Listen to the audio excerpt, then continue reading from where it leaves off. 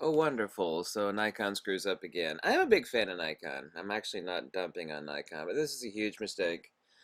So it's going to be the exact same size body as the current Z6 and Z7, except it's kind of a crop sensor in it. The new Nikon D50. 11 frames per second. Wow, one more frame per second than the Nikon D500. This is Nikon's mirrorless answer to the Nikon D500, which I raved about and said it's the best thing since sliced bread, and Nikon has sold the absolute batshit out of the Nikon D500. Currently, the D500 is $1,500. Now, Nikon, of course, is bringing out this mirrorless crop sensor camera, which is 20 megapixels, same as the Nikon D500.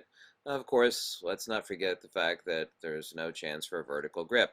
If you think that it's going to be a small, dinky-sized camera, that Nikon is going to go to the cost and expense of redesigning a magnesium chassis specifically for this quote-unquote budget crop sensor camera, you are of course delusional. It'll be the exact same size body. Of course, it's going to be the same mount. Nikon, I mentioned that they're going to bring out two more lenses, a 16 to 55, and I think it's a 55 to 200. Meant to compete with this new critter, the Sony A6600, which is $1,400. It's about to drop.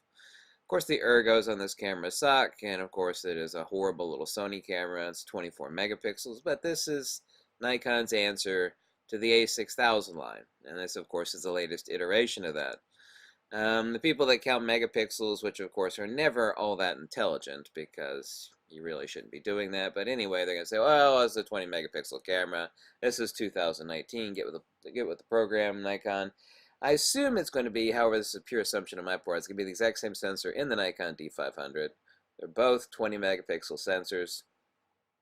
I know I'm not wrong on that. All they're doing is taking the D500 sensor and sticking it in this.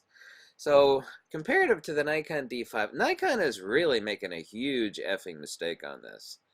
I mean, there's just no chance in hell, if given the option at both the same price, that I would ever purchase this new Nikon D50. There's just not a chance in hell that the D50 can be less.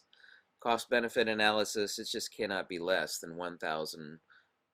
Oh, they could. No, there's no chance it could be $1,300. There's just not a chance. It's made to compete with this Sony critter, which is $1,400. And of course, the ergos on the Nikon D50 are much better. The build quality is undeniably better. The reliability is undeniably going to be better than a damn Sony. I mean, let's just face the damn facts here. But so the Nikon D50, even though no one's announced the price, is just no chance in hell that it's going to be anything other than like $1,500. Same price as a current brand new Nikon D500, which has, of course, a vertical grip, which, of course, can autofocus screw drive D series lenses, some of the best lenses out there. They're extremely economical. They're wonderful. So one more frame per second. Also, two. Okay. Also, too, we've got inferior user interface on the Z series cameras. It's got the same user interface as so far as buttons go on the D50, as equally identical to that of the Z6 and the Z7. So this is a Nikon. This is a flop. You've stuck the Nikon D500 sensor into a mirrorless camera. Okay, well that's well and fine. Okay, one more frame per second. Obviously, the Nikon D50 is going to have far, far superior video capabilities than that of the Nikon D500. For video, folks, that is wonderful. A lot of us really don't give a damn about that, but for those that do care, that's going to be wonderful. No vertical grip.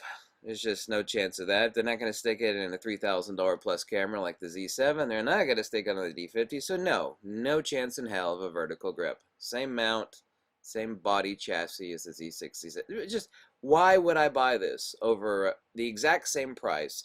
Let's say that at the very, very radical end, that Nikon introduces the D50 for $1,300. That's really too low. Let's just say that's possible. Can't go less than that. It's just not possible. Would you really buy that over a Nikon D500? You know, for pure photography use, would you do that? No, you wouldn't. A lot of you might actually. You know, people that want a mirrorless Nikon D500. People have been asking about Nikon's answer to a mirrorless D500. Well, here it is. The exact same sensor in the Nikon D50. Yeah. No. This is not going to go over well for you, Nikon. It's not going to go over well for you on this new camera. It's not.